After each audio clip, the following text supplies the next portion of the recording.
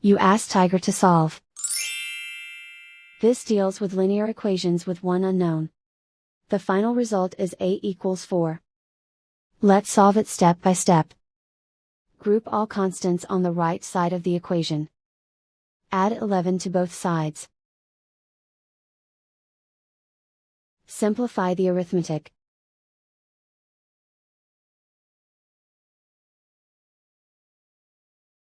Isolate the a. Divide both sides by 6. Simplify the fraction. Find the greatest common factor of the numerator and denominator. Factor out and cancel the greatest common factor. And so the final result is a equals 4.